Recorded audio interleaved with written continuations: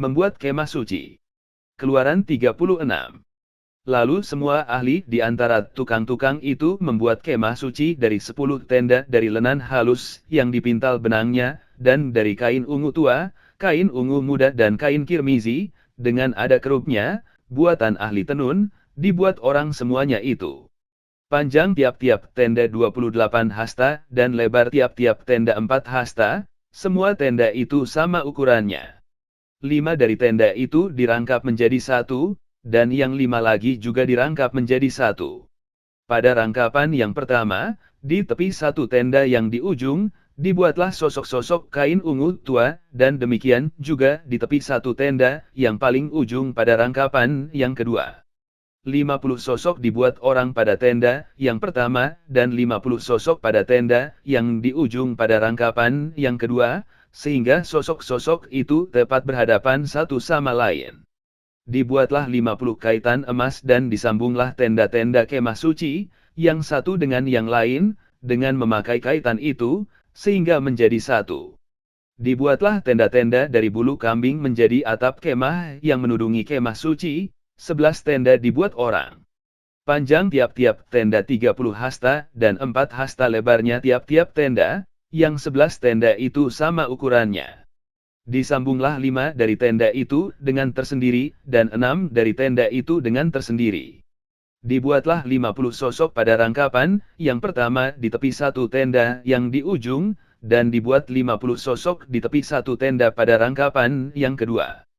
Dibuat oranglah 50 kaitan tembaga untuk menyambung tenda-tenda kemah itu, sehingga menjadi satu. Juga dibuatlah untuk kemah itu tudung dari kulit domba jantan yang diwarnai merah, dan tudung dari kulit lumba-lumba di atasnya lagi. Dibuat oranglah untuk kemah suci itu papan dari kayu penaga yang berdiri tegak. 10 hasta panjangnya satu papan, dan 1,5 hasta lebarnya tiap-tiap papan. Tiap-tiap papan ada 2 pasaknya yang disengkang satu sama lain, demikianlah diperbuat dengan segala papan kemah suci. Dibuat oranglah papan-papan untuk kemah suci, 20 papan pada sebelah selatan. Dan 40 alas perak dibuat orang di bawah ke-20 papan itu, 2 alas di bawah satu papan untuk kedua pasaknya, dan seterusnya 2 alas di bawah setiap papan untuk kedua pasaknya. Juga dibuat orang untuk sisi yang kedua dari kemah suci, pada sebelah utara, 20 papan. Dengan 40 alas peraknya, 2 alas di bawah satu papan, dan seterusnya 2 alas di bawah setiap papan. Untuk sisi belakang kemah suci, pada sebelah barat, dibuat oranglah 6 papan.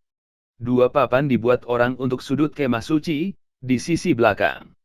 Kedua papan itu kembar pasaknya di sebelah bawah, dan seperti itu juga kembar pasaknya di sebelah atas, di dekat gelang yang satu itu. Demikianlah dibuat orang dengan kedua papan yang untuk kedua sudutnya itu. Jadi ada 8 papan dengan alas peraknya, 16 alas, 22 alas di bawah satu papan. Dibuatlah juga kayu lintang dari kayu penaga, 5 untuk papan-papan pada sisi yang satu dari kemah suci. 5 kayu lintang untuk papan-papan pada sisi yang kedua dari kemah suci, dan 5 kayu lintang untuk papan-papan kemah suci yang merupakan sisi belakangnya, pada sebelah barat.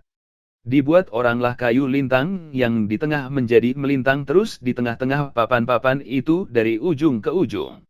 Papan-papan itu disalut dengan emas, gelang-gelang itu dibuat dari emas sebagai tempat memasukkan kayu-kayu lintang itu, dan kayu-kayu lintang itu disalut dengan emas. Dibuatlah tabir itu dari kain ungu tua, dan kain ungu muda, kain kirmizi, dan lenan halus yang dipintal benangnya, dibuat dengan ada kerupnya, buatan ahli tenun.